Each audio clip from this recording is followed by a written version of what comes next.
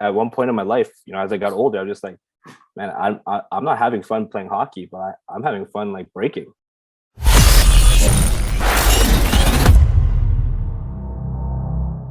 I remember so like I talk about going to Calgary, and we used to go there like dang near every weekend, man, you Mm, know? But I was never going there to break because I was the only one in my friend group that was actually a b-boy. So mm, we would just be going out, to clubs and partying and trying to have a good time. But I do remember, I can't remember the name of it, but there used to be this one club in Calgary that I would break in. Actually, I would break in all of them, but this one that I would go and I knew that other b boys would be there. It was like mm. a hip hop club. I remember it was two stories, and the top story was kind of like, it's kind of like a look over like kind of balcony type thing. Wasn't like a huge place, but I Mm. remember a couple times I ran into some pretty dope cats in that club, and they would play like real hip hop, not Yeah. top 40 stuff. But it was a dope spot. I can't remember the name to save my I think life, it I but think I think it's Cherry Lounge. yo, I think Yeah. that is it. Yeah. Cherry Cherry Yeah. Lounge. That sounds Cherry Lounge. familiar. Yeah. And that's not Yeah. something. I mean, that ain't something that I would just pull out. Yeah, the Cherry Lounge. You know what I'm Cherry saying? Lounge. But Yeah. yeah, I Yeah. think that sounds like that might be the spot.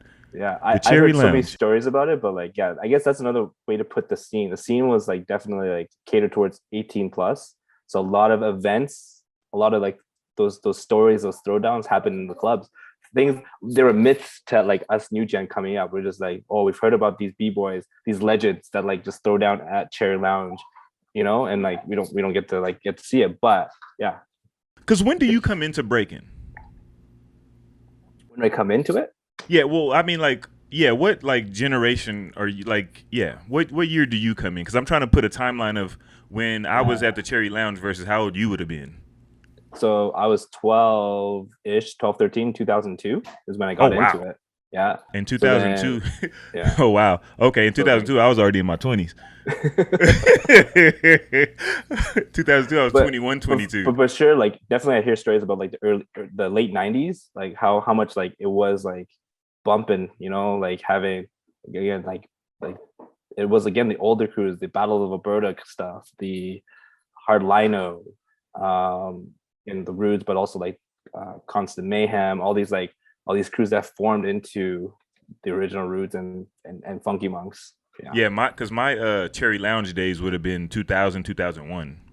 yeah, You yeah. know what I'm saying? So, Yeah. but anyway, go And so ahead. then you probably were there for like Step in the Arena. Like those are like the big names, the big battles that happen at Cherry Lounge, where it's just like the best of the best would just come and just like show down and throw down, even if they're in the same crew. Like they would just be like, yo, like right now we're considered like the best in the city. So we're just gonna keep go at it. And there's like some really cool footage of seeing guys like Forever Fresh versus B-Boy React. And like it's just again just legends for our scenes that like things that a lot of people in our community probably don't even know about. Wow, that's dope, man. That's dope. But then, and I don't want to just kind of gloss over your 20 years of breaking because that is that's a big thing.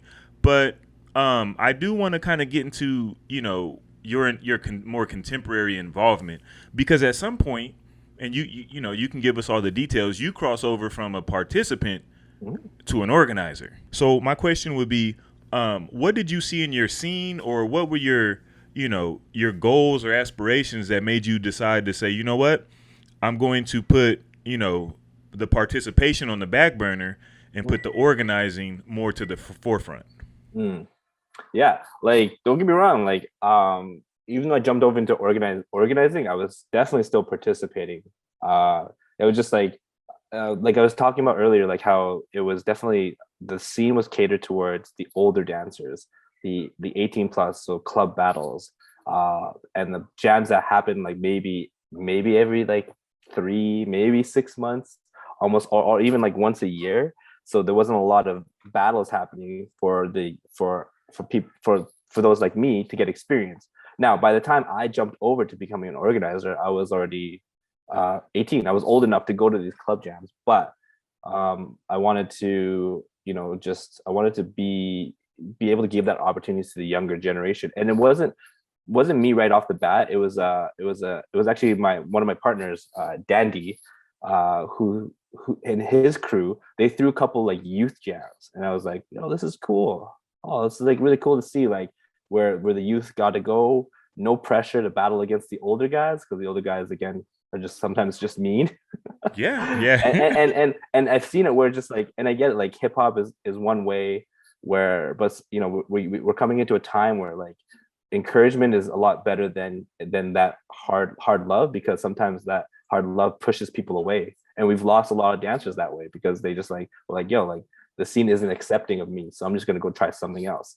Other people might see that as soft, but it's like the reality of just like, people need a little bit more time to develop and get more comfortable. So that's what we were seeing. It's just like we're seeing like this need, kids don't have a place to battle because they're too scared to come and battle against like guys like us who have been dancing for so long, and it's understandable. So it's like, let's provide them with something. So watching this, like my boy Dandy and his crew throw a couple jams, I just said like, hey, like I want to get involved, but I want to like, I have ideas, and I want to just like do whatever I can to help support.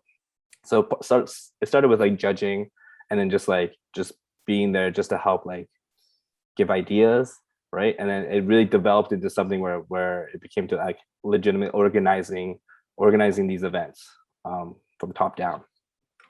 Okay. And so I guess coming from the fact that you kind of knew the feeling of the exclusion, the age-based exclusion, you were just like, I'm gonna do something for the young ones. Yeah, yeah. And then from there, like there was an event that I'm just proud to be that I was a part of as a judge, called Old to the New.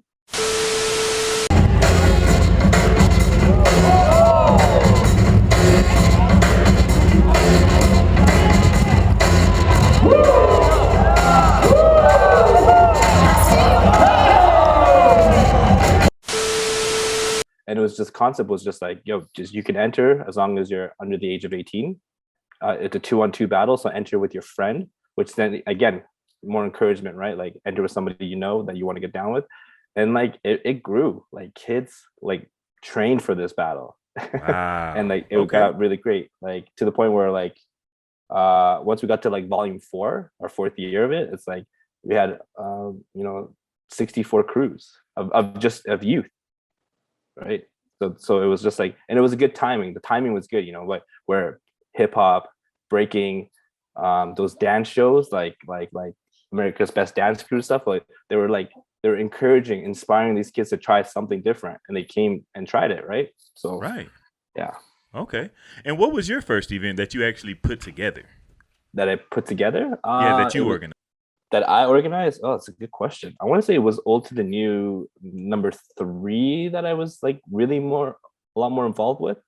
1 and 2, I was just there to judge, and I was always there just like guidance and things. But it was number 3, I think. It was just like, I really want to just get involved and like help you organize this, and then that's where it just started. Our partnership, like me and Dandy, like our partnership as event organizers, that's where it started. We were known as Mezu and Dandy, the Old to the New team, and then that's where sort of things really started for us.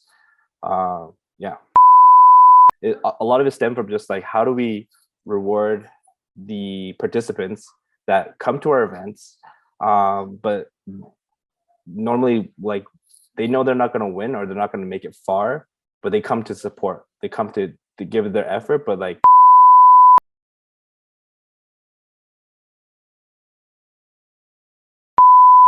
For more quality content from Beyond the Cypher with Illskillz, don't forget to press the like and subscribe buttons.